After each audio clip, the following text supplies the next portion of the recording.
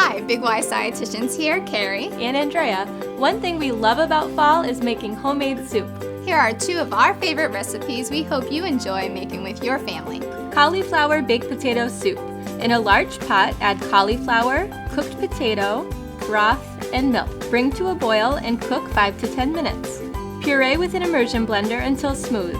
Stir in sour cream and chives, season with salt and pepper, and cook 10 minutes. Portion into bowls, top with cheese and chives, and serve. Kale and white bean soup.